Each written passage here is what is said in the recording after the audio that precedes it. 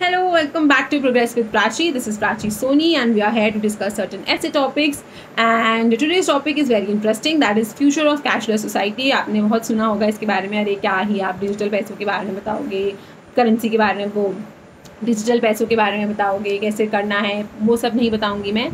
It would be a very informative session. मैंने बहुत सारी चीज़ें आपके लिए, गवर्नमेंट के स्टेप्स, बेनिफिट्स क्या हैं, चैलेंजेस क्या हैं, आरबीआई के कुछ इंस्ट्रक्शंस क्या थे इसको लेकर, और क्यों है हमारे लिए आज की डेट में ये कैशलेस सोसाइटी, इन सब चीज़ों के बारे में हम बात करेंगे.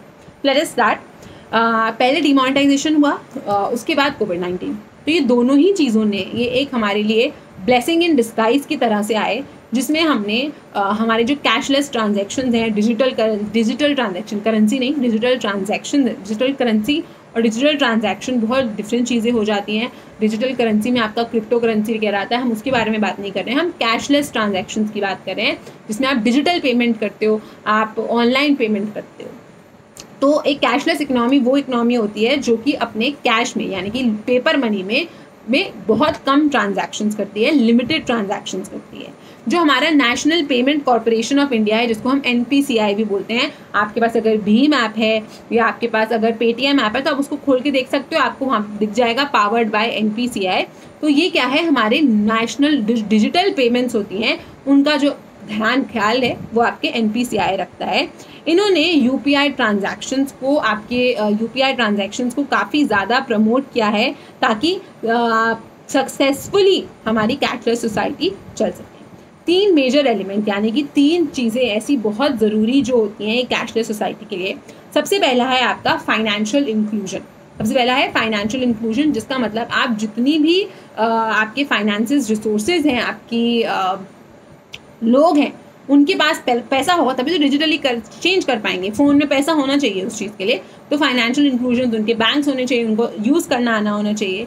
Next is payments bank. Payments bank मतलब आपके पास ऐसे पेमेंट, जैसे कि पेटीएम पेमेंट्स बैंक है, अमेजोन ने अपना पेमेंट बैंक बना लिया है. तो ये पेमेंट बैंक होने चाहिए जो इस डिजिटल करेंसी को आगे पीछे कर सके. अभी PNB तो नहीं कर सकता है ना ये, कि आपकी डिजिटल करेंसी को मॉनिटर कर रहा है. तो इसके लिए हमको सेपरेट पेमेंट्स बैंक की ज़रूरत थी.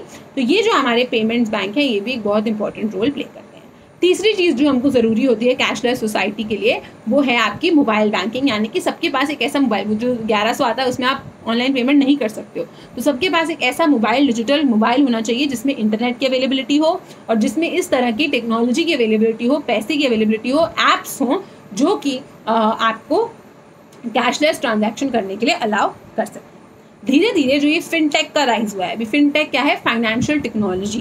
तो ये जो फिनटेक कंपनीज होती हैं आपकी, जो ये फिनटेक कंपनीज हैं, जैसे जैसे इनका इंक्रीज हो रहा है, राइज हो रहा है, तो जो हमारी कैशलेसनेस का जो स्कोप है वो भी बढ़ता जा रहा है, इंक्रीज हो रहा है.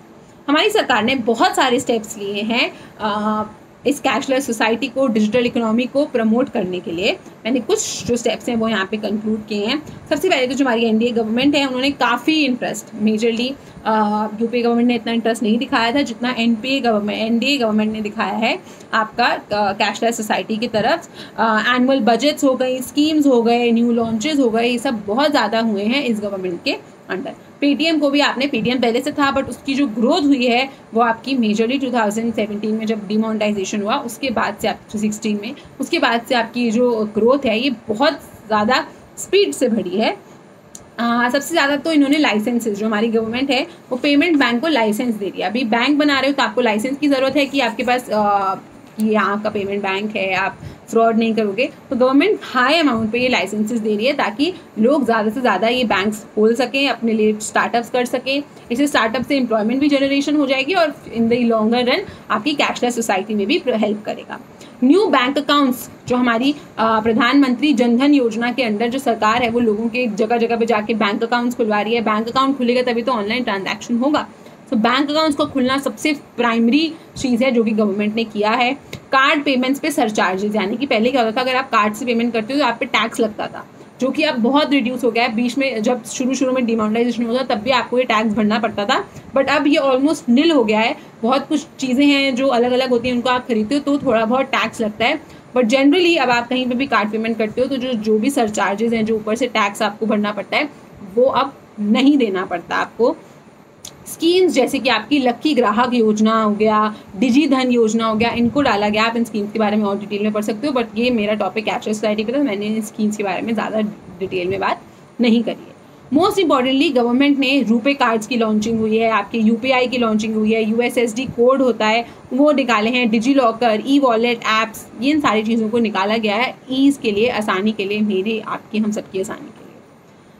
बट कुछ बेनिफिट्स, ये जो कैशलेस सोसाइटी है, अगर ये सोसाइटी कैशलेस हो जाएगी तो इसके क्या क्या हमको फ़ायदे हो सकते हैं। सबसे पहला तो ईज़ ऑफ डूइंग ट्रांजैक्शंस, यानी कि आसानी हो जाती है। अब आप देखो, आपको कहीं भी बाहर जाना है तो आप अपना फ़ोन बस आपके पास होना चाहिए और आप ट्रांजैक्शन कर सकते हो। वॉलेट, पर्सेस, इन सब की कोई ज़रूरत नहीं है, जस्ट अ फ़ोन। आसानी हो गई आपके लिए कहीं भी ट्रांजैक्शन करने के लिए। टैक्स इवेजन डिफ़िकल्ट हो जाता है। टैक्स इवेजन का मतलब क्या होता है ना कि मैंने बोल दिया कि मैं तो बस 50,000 रुपीज़ अर्न करती हूँ एक साल में, ईयरली बता रही हूँ मैं, बस साल में चलो 12,000 लेते हैं, आसानी रहेगी कैलकुलेशन करने में। सो 12,000 इनकम है मेरी पूरे साल भर की, एक महीने में मैं 1,000 रुपये कमाती हूँ बस, ये मैंने सरकार को बता दिया। और क्योंकि मैं 12,000 रुपये कमाती हूँ तो मुझे टैक्स में नहीं भरती हूँ, बट एक्चुअली में मेरी इनकम कितनी है, 12 लाख रुपये है। एक्चुअली में इनकम कितनी है, 12 लाख रुपीज़ है। 12 लाख में तो मुझे टैक्स भरना पड़ेगा ना। अब क्या होगा, कैश में तो मैं इधर उधर दे दूंगी, सरकार को पता भी नहीं चलेगा कि मैंने कितना कैश कहाँ पे कर दिया। बट अगर यही कैशलेस सोसाइटी हो जाएगी, वहाँ पे मुझे सारी पेमेंट्स डिजिटली करनी पड़ेगी, और मेरी सैलरी 12,000 है, मैं ट्रांजैक्शन कर रही हूँ 50,000 के, 40,000 के, तो अपने आप पकड़ी जाऊँगी कि भाई ये आप गड़बड़ कर रहे हो, आप टैक्स से बचने के लिए अपनी असली इनकम नहीं बता रहे हो। तो इस तरीके से टैक्स इवेजन से बचाया जा सकता है। लोअर रिस्क होते हैं आपके, जो पैसा वैसा आपका जो चोरी चकारी हो जाती है। अब आप घर में पैसा ही नहीं है, बैंक अकाउंट में पड़ा है, कर लो जो करना है। सो इस केस में आपके लोअर रिस्क होते हैं। कॉस्ट ऑफ सर्कुलेशन, पैसा प्रिंट करने में जो लगता है, मशीन, मिंटिंग मशीन बनाई जाती हैं और जो पेपर इसमें वेस्ट होता है, वो सारा कॉस्ट आपका ऑटोमेटिकली बच जाता है। मनी सर्कुलेशन का जो कॉस्ट है वो आपका बच जाता है। Next is your money laundering और हवाला। मनी लॉन्ड्रिंग और हवाला क्या होता है, इलीगली जब अपना प्रॉफिट का पैसा, ताकि आपको सरकार को टैक्स ना भरना पड़े, आप मनी लॉन्ड्रिंग इधर उधर जो स्विस बैंक अकाउंट होते हैं इधर उधर जमा कर देते हो। अभी आप कैश में करते हो, डिजिटली करोगे तो सरकार पकड़ लेगी, पर आप ये कैश में करते हो। तो अगर आपके पास कैशलेस इकोनॉमी हो जाएगी तो देखो 100% कैशलेस इकोनॉमी नहीं हो सकती, that is not practically possible and that is not successful. But majority भी अगर हो जाती है तो हम बहुत सारे ये जो हमारे बेनिफिट्स हैं इनको अचीव कर सकते हैं। कुछ चैलेंजेस भी हैं, ऐसा नहीं है कि सब कुछ बहुत अच्छा हो रहा है। इश्यूज़ क्या क्या हैं, सबसे पहला तो इशू आ जाता है आपके साइबर थ्रेट का। आपको फ़ोन आता है, आपने लकी ड्रॉ जीता है, आपको 50 लाख रुपए दिए जाएंगे, अपना बैंक अकाउंट शेयर कीजिए।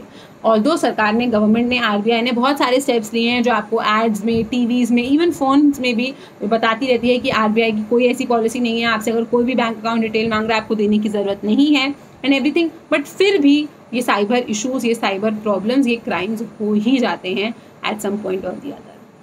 लैक ऑफ इंफ्रास्ट्रक्चर, यानी कि अभी पेमेंट बैंक्स इतने सारे नहीं हैं, जितनी हमारी कंट्री की जो पॉपुलेशन है आपकी, उसको सबको मैनेज कर सकें और संभाला जा सके, उतनी हमारे पास इंफ्रास्ट्रक्चर अभी नहीं है।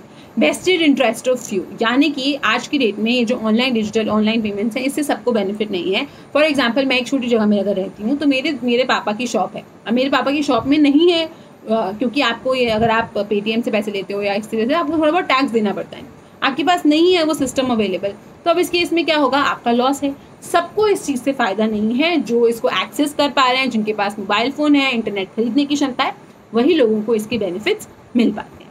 Point of sale machines, point of sale machine वही मैंने आपको बोला, आपको कार्ड से पेमेंट करना है, पर मेरे पास वो कार्ड स्वाइपिंग वाली मशीन ही नहीं है, कैसे कर लोगे कार्ड से पेमेंट।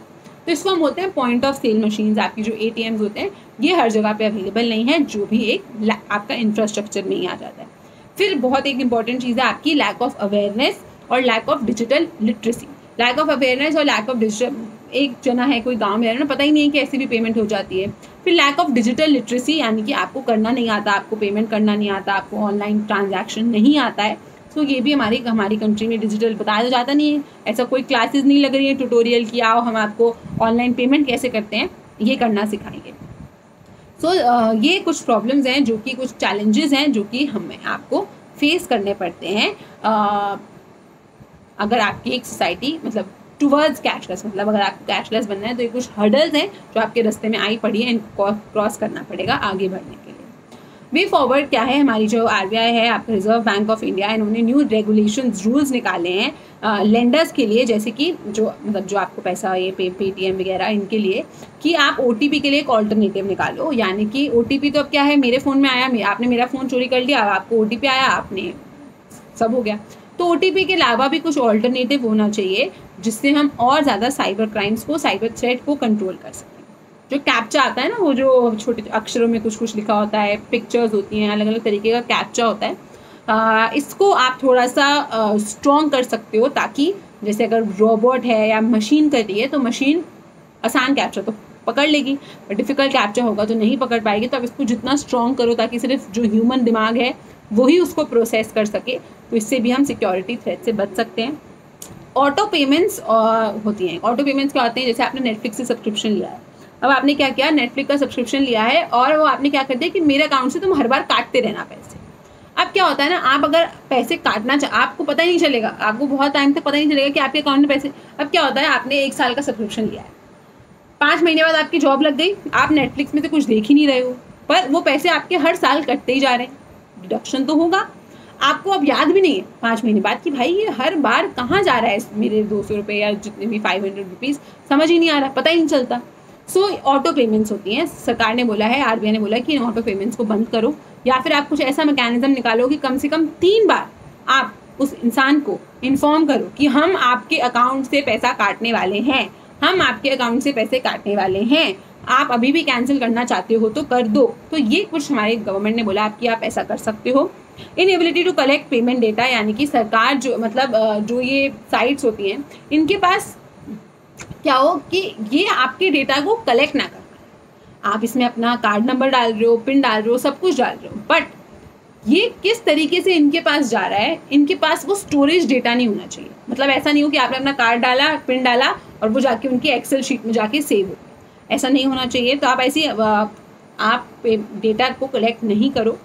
देयर इज़ होप कि अब ये जो हमारी सरकार ने नए गवर्नमेंट स्कीम्स आती रहती हैं, रूल्स एंड रेगुलेशन आते रहते हैं, तो होपफुली जितने भी हमने चैलेंजेस देखे वो हम ओवरकम कर पाएंगे। डिजिटल लिटरेसी इंक्रीज़ करी जा रही है। बीच में जब कोविड से पहले जब आप फ़ोन करते थे किसी को तो आरबीआई का नोटिस आता था कि आरबीआई कोई भी बैंक अगर आपसे पैसा मांग रहा है मत दीजिएगा, ये वो। तो आपको इस माध्यम से डिजिटल लिटरेसी बढ़ाया जा रहा है। एटीएम्स, जब से डिजिटल आपका ये डिमोनेटाइजेशन वगैरह के बाद से नंबर ऑफ़ एटीएम्स आप देखोगे बहुत इंक्रीज़ हो गया। मैं बहुत छोटी सी जगह में रहती हूँ, यहाँ पे हार्डली 2 एटीएम हुआ करते थे, आज की डेट में यहाँ पे कम से कम 10 एटीएम हैं। So and this happened in last 2-3 years. So obviously ATMs और पीओएस मशीन्स इंक्रीज़ हो रही हैं। मैं कभी यहाँ पे ऑनलाइन पेमेंट कर पाऊँगी, मैंने सपने में भी नहीं सोचा था, बट इट इज़ हैपनिंग। मेरे पेरेंट्स मेरा वो भी एक्सेप्ट कर रहे हैं। So it is a reality, it is a new reality जो हम सबको वी कैन सी। इंटरनेट की अवेलेबिलिटी इंक्रीज़ हो रही है, लोगों तक पहुंच रही है, और सबसे ज़रूरी चीज़ है कि जो हमारी फिनटेक कंपनीज़ हैं, यानी कि जो फाइनेंशियल टेक्नोलॉजी कंपनीज़ हैं, इनमें सरकार को इन्वेस्टमेंट डालनी पड़ेगी। जितनी ज़्यादा इन्वेस्टमेंट होगी ये उतने ज़्यादा अच्छे मैकेनिज़म्स, अच्छे सेटअप ला पाएंगे। ये आज की डेट में क्रूशल क्यों है? कोविड पैंडमिक के बाद हमने देख लिया है कि एक दूसरे से दूर रहना है, कॉन्टैक्ट नहीं करना है, सेफ सर्विसेज प्रेफर करी जाएंगी। एक जना है जो मैं एक सामान बेच रही हूँ, मैं एक घड़ी बेच रही हूँ, आप मुझे कैश में पैसा दे रहे हो। एक जना है जो मुझे ऑनलाइन पैसा दे रहा है, जो जाके सीधा मेरे बैंक में जा रहा है, मुझे बैंक में डिपॉजिट करने भी नहीं जाना पड़ेगा और मुझे उसके पैसे को हाथ भी नहीं लगाना। हो सकता है आप दो में से किसी को कोविड हो, मुझे उस पैसे को हाथ भी नहीं लगाना पड़ रहा, सेफली वो मेरे पास पहुँच गया। बोलेंगे नहीं, मुझे तुमको नहीं बेचना, मैं इसको बेचूंगी जो मुझे मेरा बैंक का मेरे कितना टाइम बचेगा वो सब होगा। तो इसलिए कॉन्टैक्टलेस, डिस्टेंस और सेफ सर्विसेज को प्रेफर किया जाता है। इसकी वजह से ग्रेट टाइम है, और ये कोविड-19 एक सिचुएशन है जिसमें हम इस हमारी कैशलेस सोसाइटी को बहुत अच्छे से बूस्ट कर सकते हैं, ताकि हमारी इकोनॉमी भी बूस्ट होए, इंटरनली ग्लोबली दोनों तरीके से। और ये एक ऐसी चीज़ है जो कि आपकी इकोनॉमी को गिरने से बचा सकती है। ऑनलाइन ट्रांजैक्शंस ये एक ऐसी चीज़ है जो आपकी डूबती हुई नैया को पार लगा सकते हैं। At the end I would like to say कि कोई भी डिस्कशन या आप कोई भी चीज़ें, कोई भी पॉलिसी, कोई भी रूल या कुछ भी नया गाइडलाइन लाते हो, जो कंज्यूमर है यानी कि जो उस चीज़ से मेनली सफ़र कर रहा है, उसको आपका सेंटर ऑफ डिस्कशन होना चाहिए। यानी कि आपको कंज्यूमर सेंट्रिक अप्रोच रखनी चाहिए, ना कि प्रोड्यूसर सेंट्रिक। यानी कि अगर आप ऐसा सोचोगे कि पेटीएम वालों को कितना फ़ायदा हो तो लोग तो लॉस में जाएंगे। तो प्रॉफिट मोटिव नहीं, वेलफेयर मोटिव होना चाहिए। क्यों? क्योंकि अभी आपने ग्रो करना शुरू किया है। अभी से अगर आप प्रॉफिट में लग जाओगे और वेलफेयर भूल जाओगे तो ना प्रॉफिट होगा ना वेलफेयर होगा, सब ठप। तो अभी के लिए आप वेलफेयर पे फोकस करो, कंज्यूमर को सेंटर बनाओ। धीरे धीरे जब ये बहुत अच्छे से ग्रो हो जाए तब आप प्रॉफिट्स के बारे में सोच सकते हो। तो this is it about your future of cashless society. अगर आपको वीडियो अच्छा लगा हो तो please hit the like button, do leave your comments, compliments, suggestions as well as opinions in the comment section. Thank you and have a nice day.